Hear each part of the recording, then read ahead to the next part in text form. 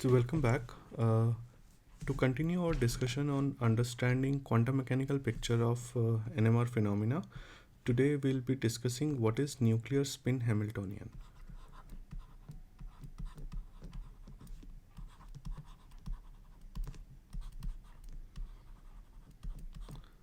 So as we all understand, the Hamiltonian is a quantum mechanical operator that measures energy, right? Which gives you energy of a particle, of quantum mechanical particle in a given state, right?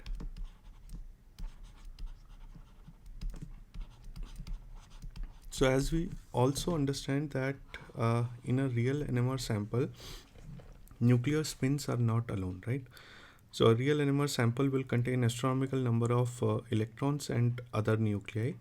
So in principle, if we are setting up a Schrodinger equation which involves motion of all the nuclei and all the electrons, it can be written as d by dt psi full times t, and this can be written as ket, and then minus I operator, again full, and psi full t, right?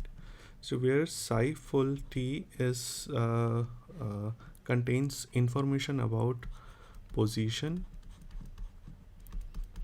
velocities, and spin states of all the particles. What all particles we are talking about? So this will be electrons and nuclei, right? So I'm deliberately keeping electrons separately from nuclei. We'll talk about it a little later. And then the Hamiltonian operator here, this one talks about interaction, or this one will have terms which talk about interaction between all of these particles. So why interaction is important? Because interaction will influence the motion of each of this particle, and this equation is nothing but motion of all the nuclei and electrons. So if there is interaction, it has to come into the operator part, right? So the interaction will play a major role in how these particles are moving under influence of each other.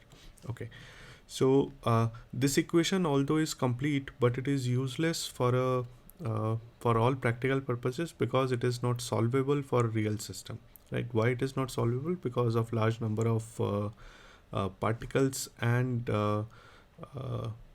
large variation in the motional timescales. Okay, so we here work with a simpler system for purposes of NMR, which only deals with nuclear spin states. So how do we modify this equation? So we remove the electronic part. So d by dt psi spin. So here psi is only for nuclear spin states, and so the form of the equation remains same. It's just that the electronic part is removed. H spin psi spin t, right? Okay, so this one is the nuclear spin state,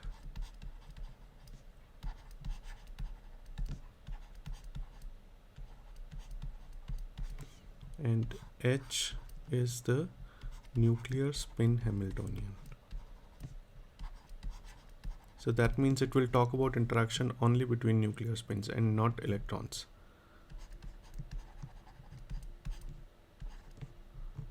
Hamiltonian. Okay. So this basically contains the terms that depend on direction of nuclear spin polarizations.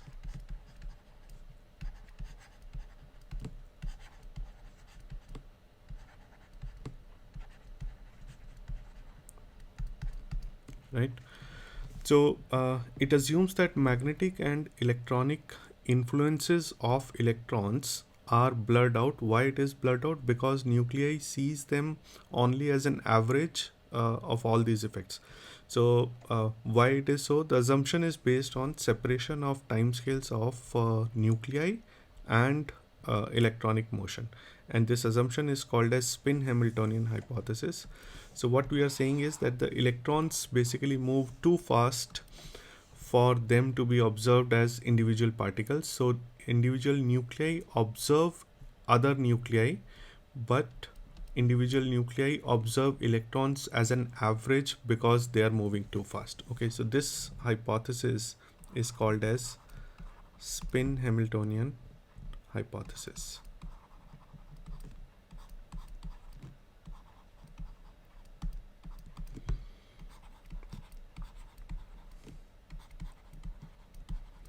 And thus we are saying that uh, the nuclei sees only an average of all the effects, all the electronic and magnetic effects of electrons, and thus individual interactions can be ignored in the Hamiltonian. Okay, so further, nuclear under the same hypothesis, it is also assumed that nuclear spin energies are too small to affect the motion of electrons or motion of the molecule.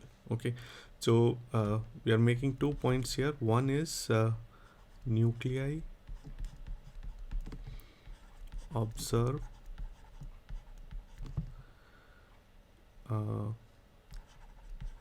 magnetic and electronic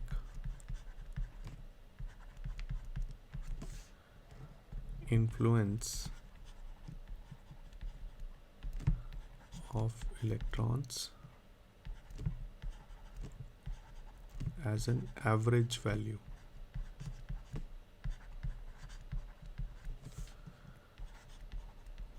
Due to much faster time scale of electronic motions. And second is nuclear spin energies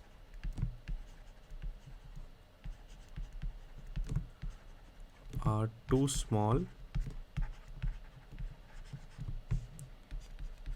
to perturb electronic motions.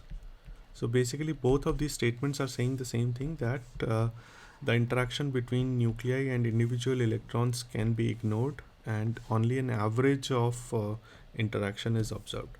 Okay, so then the H spin Hamiltonian can be thought of as a combination of H external plus H internal. What is external and what is internal? So internal is nothing but the contributions coming from internal spin interactions. So a given nuclear spin is interacting with what and how, all of this will come into internal spin interactions, and external is due to, as from the name it is clear that it is due to external magnetic fields.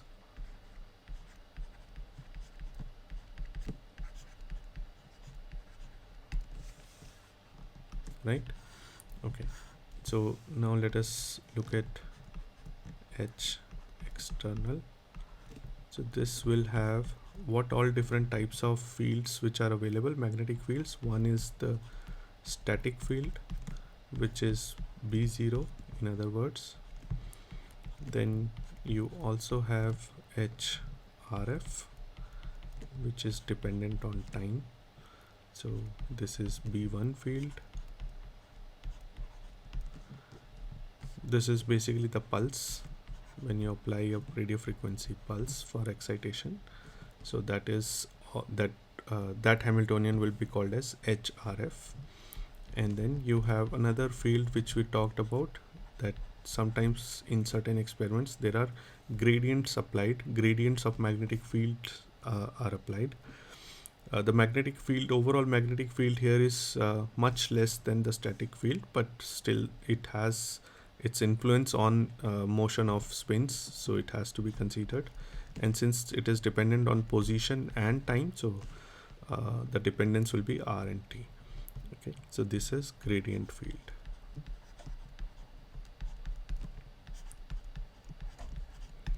So one more point I should make here is that any of these Hamiltonians that we are talking about are indeed summation over all j for Hamiltonian for a individual spin j, right? So where h j is Hamiltonian of a single spin j.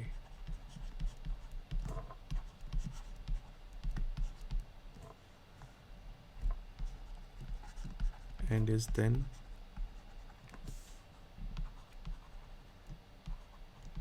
summed over all j. So this is implicit to when I'm writing h, I mean that I'm writing a summation over all j. Okay, so I will not be writing this over and over again. Okay, so what about h internal? What all terms h internal would have? What all type of interactions it will have? So you will have HCS, that is chemical shift. So let me just write down the type of interactions, and each interaction will give you one Hamiltonian. So chemical shift Hamiltonian, then you have quadrupolar coupling,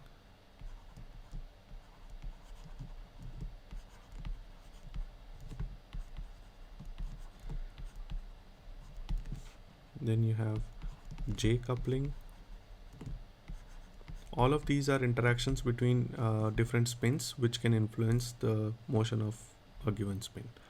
So J coupling, in some books it is written as scalar coupling, meaning is same, and we will see what J coupling is. Then you also have spin rotation interactions.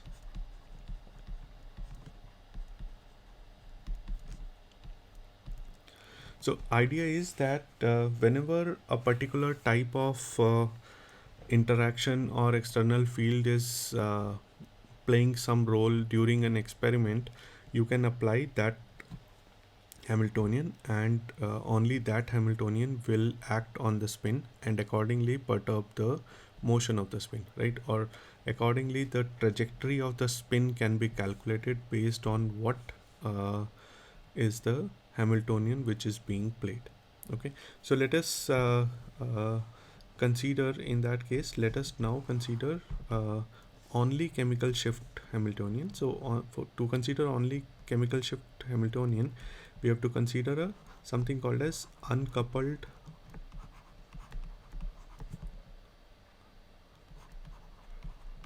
two spin system.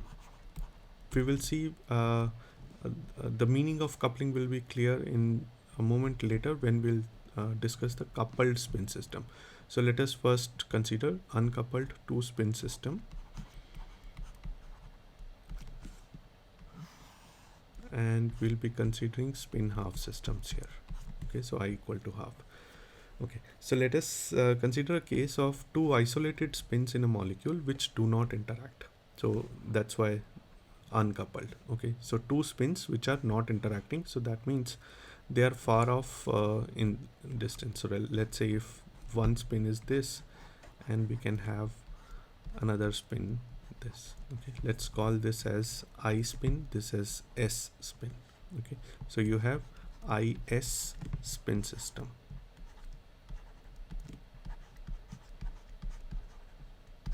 Okay, now what is the energy of a given spin? Energy of a given spin is given by minus mu dot B where mu can be expressed as gamma times ixi plus iyj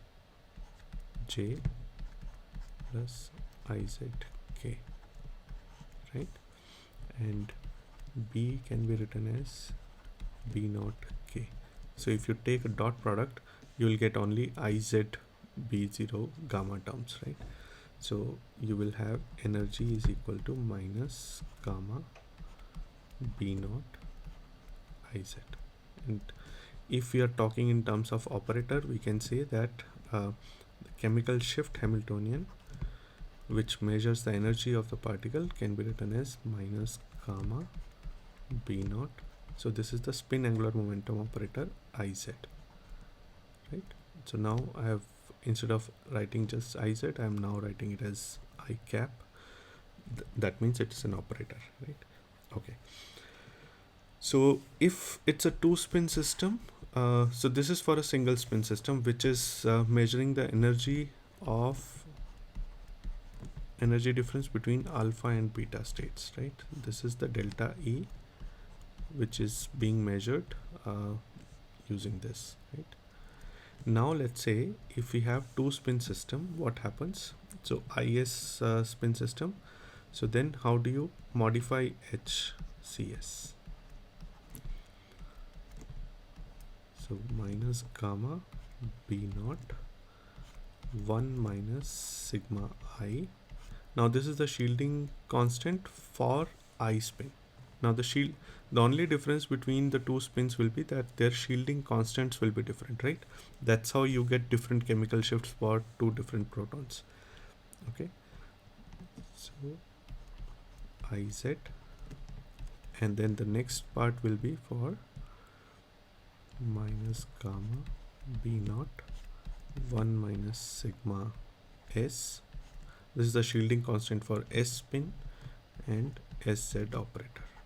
Okay, so IZ is the spin angular momentum operator, and SZ is also spin angular momentum. IZ operates only on spin I, SZ operates only on spin S. Okay, now this can be simplified to this whole thing can be written as omega.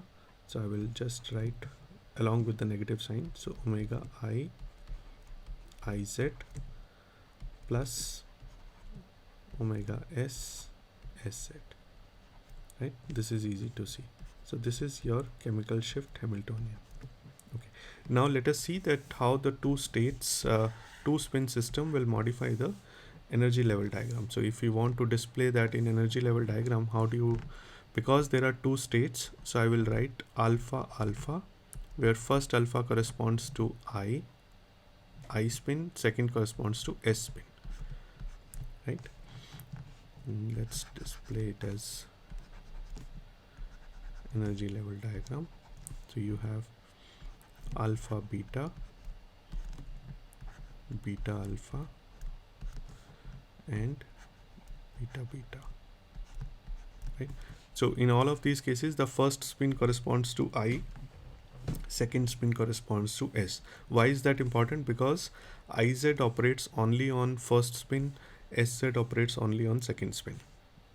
Okay, so now let's try to measure energy of all these states, and then we will calculate the difference in energy to identify that what will be the energy of the transition, or what will be the frequency of the transition, right? Okay, so let's try to calculate this HCS on alpha alpha state. Okay, so now you apply omega I IZ plus omega S SZ on alpha alpha.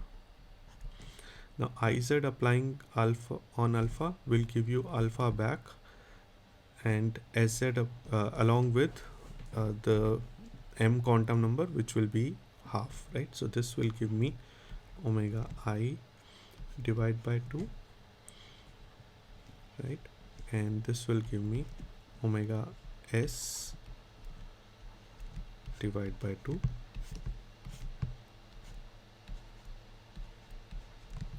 So this will be the energy part, right? Hamiltonian operator, when operates on a state, eigenstate, it will give you eigenvalue, which is the energy. So this part is the energy of the energy of that particular state, alpha alpha, right? Similarly, we can calculate energy of beta beta, or all four states. So I will not do this calculation now. So I hope this is clear, that when Iz operates on alpha, it gives you plus half into alpha back, right? So that's how this alpha alpha is back, and you're left with omega I divided by 2 and omega s divided by 2.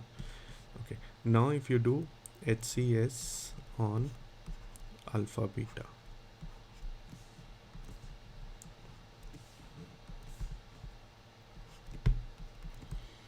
so here I will directly write the energy part here.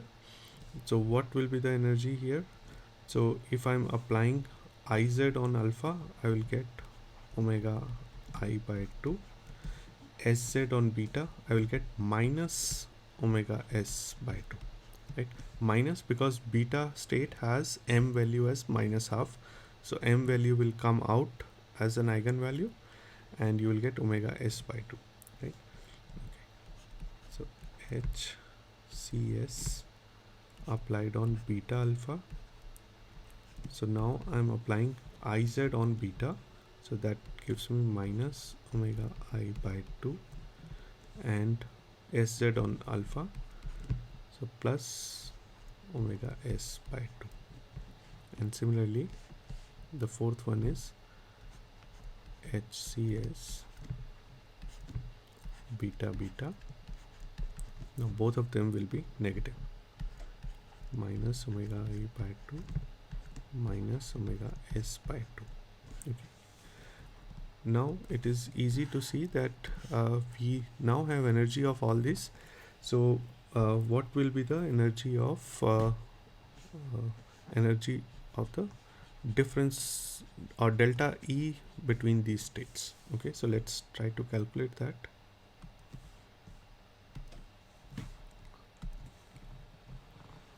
So if now I have E alpha beta minus E alpha alpha.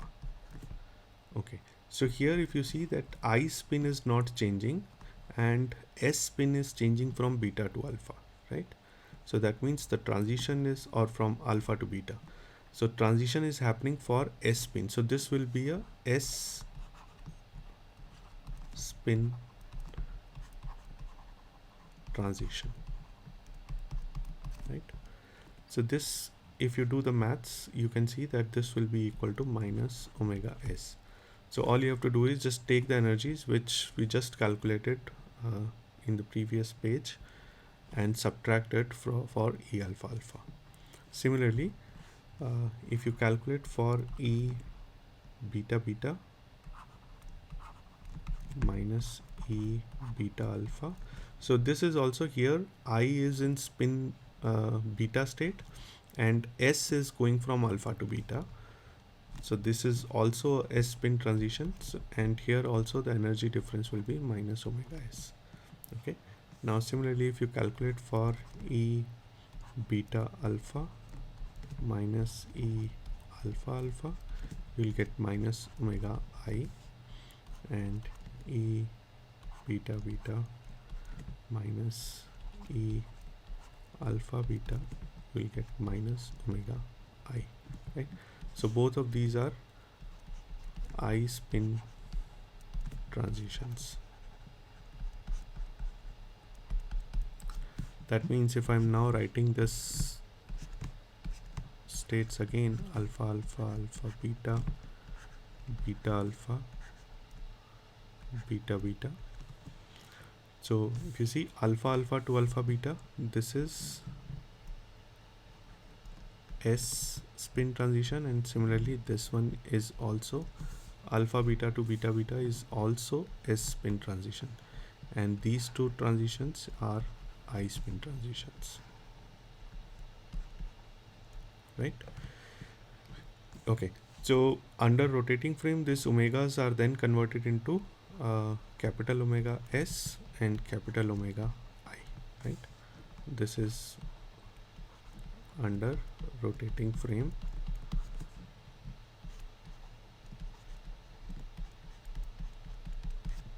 Okay. Now if I want to draw the NMR spectrum for this, what do I get? I will get both these transitions are happening at omega I.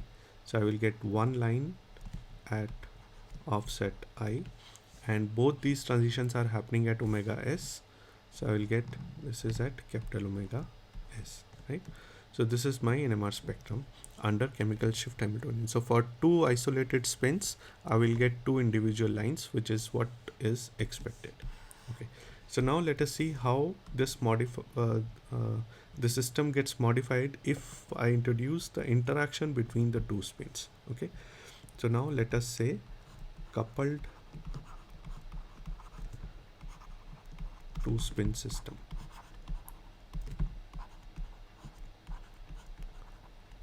So again I am considering I is equal to half, and now I am going to introduce coupling between the two. Okay, so when the spins are interacting, when they are close enough in space so as to influence each other's magnetic field. So if the two spins, let's say this is my H, this is my H, now I have decreased the number of bonds between them. This is still I and S, but now whether HI is in alpha or beta state will influence the overall magnetic field as experienced by the S spin, right? Similarly, whether S spin is in alpha or beta state will determine the overall magnetic field which is experienced by I spin, and that type of interaction is actually, it goes through the intervening bonds, and that's how the number of bonds in between are important, and that's why it is called as scalar coupling. Okay, so now the Hamiltonian changes to, so you now also have to include, in addition to scalar chemical shift, you have to include J coupling Hamiltonian. Okay, so now in the same two spin state, what do I have for chemical shift? Chemical shift Hamiltonian remains same as omega I IZ, omega S SZ. So this is what the chemical shift Hamiltonian was, plus additional J term will come, which is nothing but 2 pi J IS. This is the magnitude of the interaction, and the dot product part, which is I dot S dot. Okay, so this is magnitude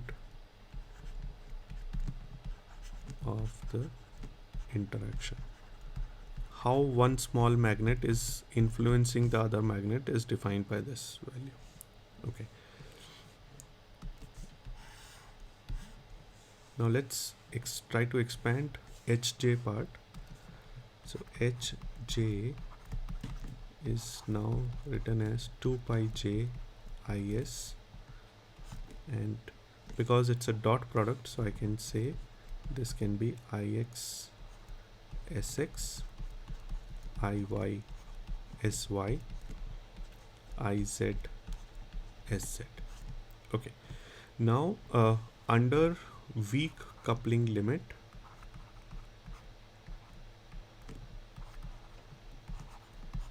we will see what is weak coupling limit.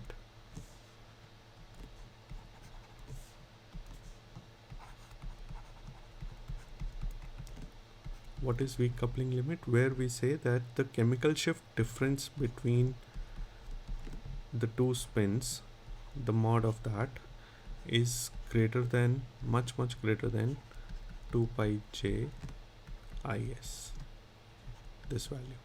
Okay, so we will see different cases later on in the course where the coupling can also be strong coupling, and this assumption does not apply, but let us first consider the simple case of weak coupling. So in this case, Ix Sx and Iy Sy terms are ignored. from the Hamiltonian. Okay, so these values are even less, and then you can ignore them. So your Hamiltonian basically reduced to 2 pi j is iz sz, and these are operators, right?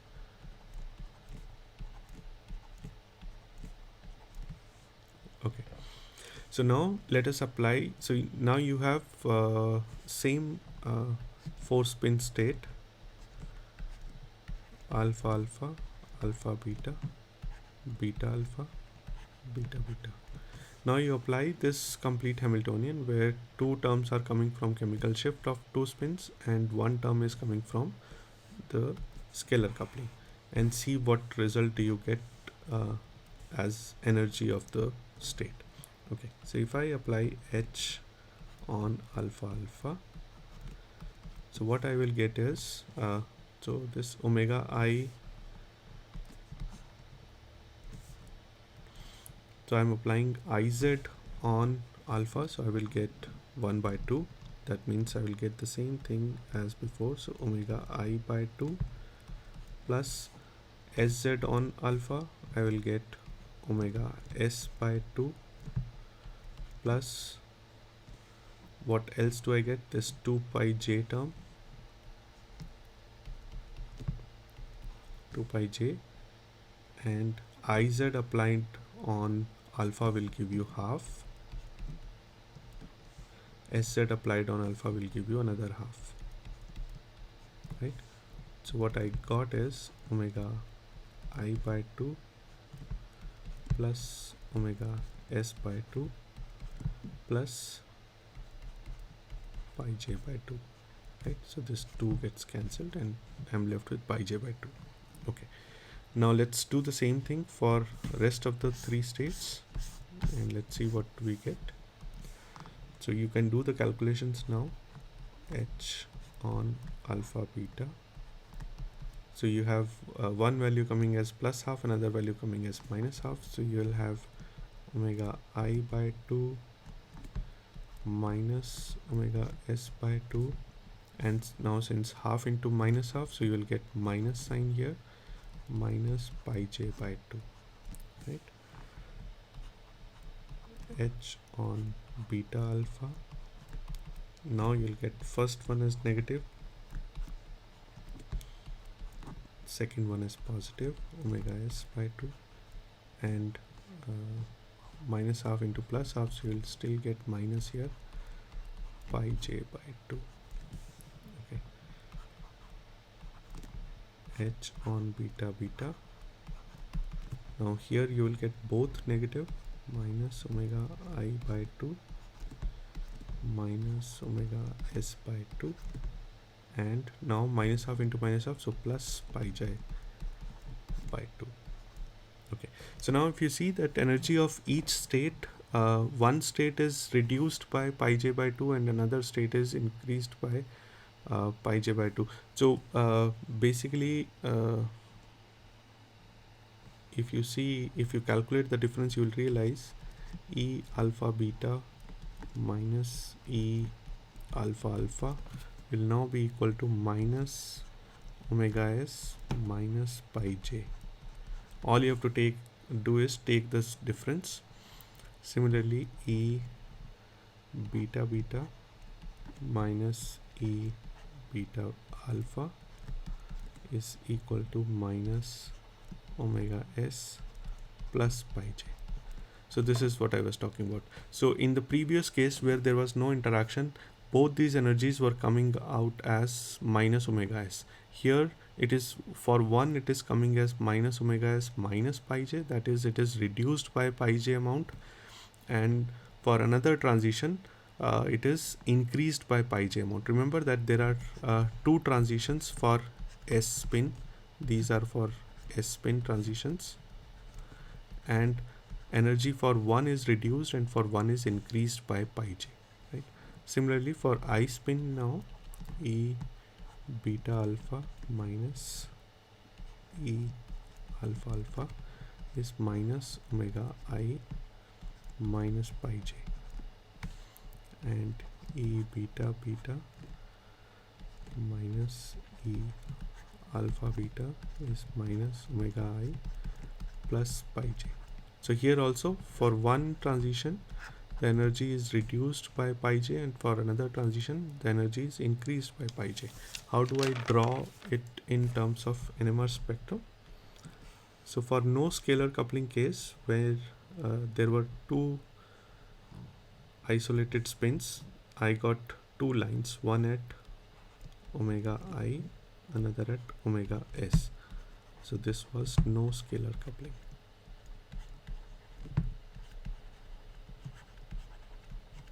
When you introduce scalar coupling, you will see that the two lines, one line, so you'll have minus pi by pi j, so which will come here. Another line which is plus pi j will come here. So lines will be centered with respect to omega I and omega s only, but their actual frequencies will be plus pi j and minus pi j, and then instead of one line, what you're getting is two doublets. Okay, so each of this doublet is actually separated by 2 pi j.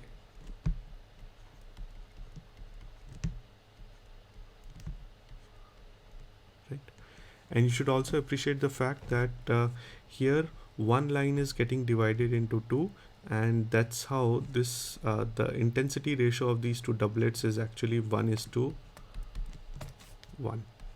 and here also it is 1:1. So this intensity ratio is 1:1 largely because the populations of alpha and beta states are more or less same, so that's how they get their populations as 1:1. Okay, now so this type of system in Popple notation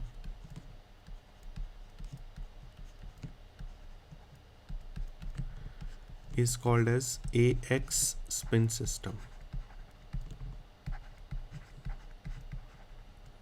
So why AX? So it basically tries to use the fact that A and X are far distant at far distances in the alphabetical series from A to Z, and so that basically means that the delta omega or the chemical shift difference between the two is much larger than their coupling values. Okay, so that's how the nomenclature is. So this is AX spin system.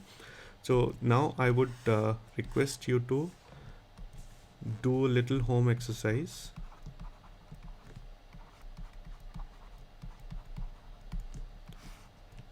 To set up the Hamiltonian and the spin states, or that is the psi values for AX2 system. Okay, so in this case you have one I spin and two S spins, and then also try to calculate for AMX system.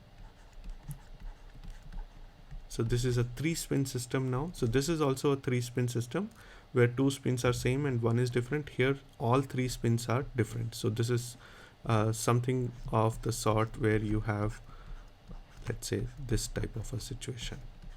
Okay, so you have A, M, X. Okay, so in this case you will have coupling constant between J, A and X, and the other X is also same, so you will have only one type of coupling constant. Here the case is little complicated, so your coupling Hamiltonian would also reflect that you have JAM, JMX and JAX. Okay, so try to work it out and see whether you are able to get what type of intensity pattern or the coupling pattern or the fine structure of the peaks you are able to get by following the above procedure. Okay, so take this as a home exercise. If there is any difficulty, we can always discuss during the interaction session. Okay, I think that is all for today. Thank you.